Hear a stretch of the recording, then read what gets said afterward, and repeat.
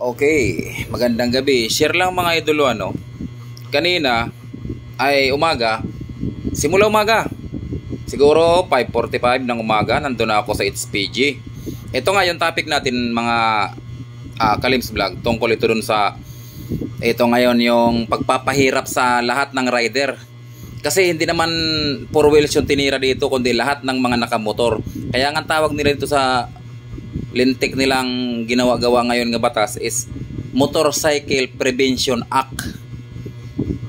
Tama, Motorcycle Prevention Act yung doon yung tawag nila. So sa madaling sabi, hindi po ang 4 wheels kasama. Yung mga motor lang yung linintikan. Ganito. Nakabili kasi ako ng bahay. Pagbili ko ng bahay, may kasamang motor. De syempre, maganda naman yung motor, Kawasaki Barako. Nang hinayang ako na hindi siya parehistro. Kasi magagamit din naman. De ang ginawa ko kanina, pumunta ako ng HPG kasi kinakailangan ng HPG clearance for verification, syempre yon, para ma-verify ng HPG kung ang motor ba na yan ay stolen or ninakaw or may kaso or may violation complaint. So sa awa ng Diyos wala naman, clear naman. Declare na, ayos na. Pero ang hirap. Alam niyo kung bakit mahirap? Ang haba ng pila. Pipila kayo dun sa HPG. Tapos inabot kami dun ng alas 11. Alas 12 pa nga yata ng tanghali. Simula ng umaga. Pipila ka pa dun sa land bank para magbayad ko dun ng 650 pesos. Yun na yung bayad sa HPG, sa pag-verify ng HPG. Yung 650 pesos. Siyempre mahaba din yung pila dun sa land bank. After nun, pag nakuha mo na yung clearance mo sa wakas, makuha mo na, pupunta naman tayo ng LTO. Kung saan yung pinaka first registration ng motor nyo na branch ng LTO or sangay ng LTO, dapat doon kayo pumunta. Bakit? Para hindi kayo mahirapan sa tinatawag na confirmation. Kasi halimbawa, nakarehistro ang first registration ng motor mo ay doon sa Batangas. Nagparehistro ka ngayon dito sa Quezon City. Hindi ka basta-basta i-rehistro ng Quezon City branch. Hihingi sila ng confirmation mula doon sa Batangas, sa kung saan doon unang ipinarehistro ang motor nyo. Ganong kahasil mga tropa. At hindi madali magbigay ang LTO ng confirmation. Alam nyo naman siguro kung gaano kabagal, kapagong ang sistema natin dito sa Pilipinas. Aabutin kayo ng, sabi ng iba, 1 to 2 to 3 weeks. Ganun katindi. Confirmation lang yun sabihin lang na oo, dito sa amin nakarehistro yan. Legit. Gaganon lang yun pero hindi magawa-gawa basta-basta. Ito na. Ang ginawa ko, pumunta na ako ng HPG. Galing na ako ng HPG, nakuha ko na yung clearance ko, pumunta na ako ng LTO. Saan? Sa Pasig. Dahil doon pinaka-mother branch, mother unit na kauna-unahan na parehistrohan ng ating motor. Tiningnan ko siyempre sa certification of registration. Di pumunta tayo ng Pasig branch, LTO. Siyempre pagdating doon, hindi naman agad-agad sikaso kasi napakarami din tao. Natural, pipila ka.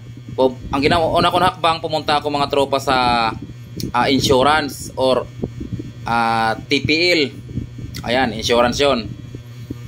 Ang binayaran naman sa insurance, 710. Matindi. Nung una, 400 lang. Ngayon, 710. O, sige, bayad tayo. Pagkatapos, takbo naman ako doon sa emission. May emission ako na napuntahan dyan sa may Pasig din banda. Yung parang doon sa may mga parkingan ng sasakyan, nasa loob siya.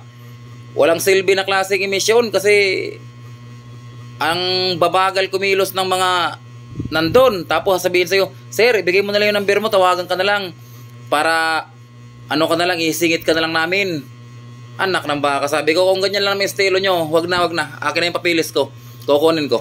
Marami naman sinibang emission nga pwedeng puntahan. Tandaan nyo mga tropa, kahit saan nga emission testing center kayo pumunta na accredited naman ng LTO, tatanggapin yan. Huwag kayo maniwala nga pag kayo ay magpaparehistro halimbawa sa LTO Quezon Avenue, ay doon lang din kayo pwedeng magpa-emission. Hindi mga tropa, kahit na doon kayo magpa-rehistro sa o mag-renew sa Quezon Avenue, pwede kayo magpa-emission kahit saan nga mga branch ng emission. Kahit sa Manila pa kayo magpa-emission, pwede. Ganon yun. Dahil ginawa ko, tumakbo ko punta ng Quezon City. Nagpa-emission ako dito sa may Quezon Avenue. Ayun, ayos. Saglit lang. Ang bayad naman natin sa emission testing sa clearance ay 500 pesos. Tapos balik na naman ako ng LTO para lang makumpleto yung mga requirements. Pagdating sa LTO, sangkaterbang kakakalkal ng mga papilis, kaka-verify, samantala nakikita naman nila na may original kang papilis, original ang lahat na nandyan sa'yo, hawak mo, may deed of sale, nga may dry sale. Ang matindi pa doon, gin-stencil na rin yun at saka gin-verify na ng HPG, may clearances na din. Parang hindi pa sila kontento at hindi pa sila doon naliligayahan sa nakikita nila sa mga papilis na kumpleto naman. Nasilip nila yung isang ID ng first owner. Yung ID kasi binigay sa akin, license ID at saka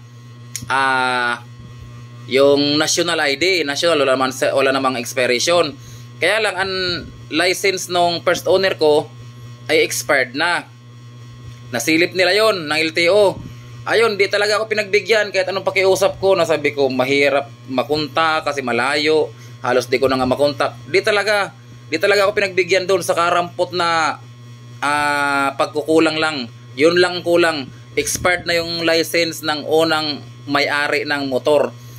Although kompleto naman ng documents at supported by HPG clearances pa. Then mayroon pang isang ID naman na may 3 pirma, yung national ID, pero ayaw pa rin talaga tanggapin itong mga LTO. Anong klaseng pahirap ba ang gusto nyo para sa Pilipino? Hayop naman talaga na sistema nitong Pilipinas na to. Ito na ba yung bagong Pilipinas? Lintik talaga. Grabe. Kaya kayo, kung may mga second hand kayo ng motor, ngayon pa lang, pag gusto nyo nang i-change owner yan, gusto nyo yung change of ownership nyo, yung at saka i-rehistro nyo, matik yan. Sinasabi ko sa inyo, doon pa lang sa pagkuha ng HPG clearance, puro pahirapan.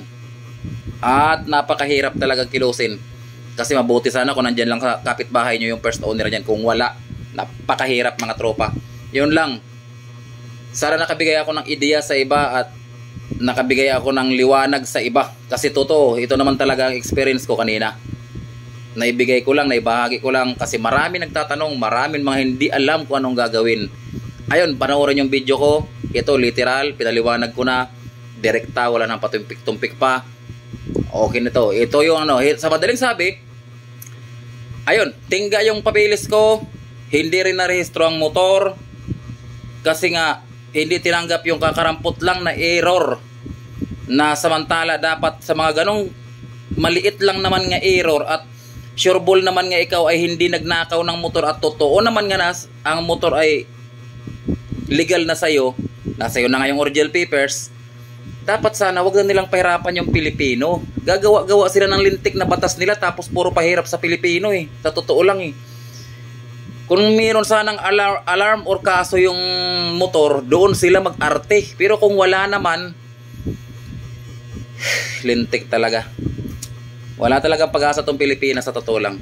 Yun lang mga Kalims Vlog. Ingat kayo at sana nakabigay ako ng ideya para sa inyo. Bye-bye.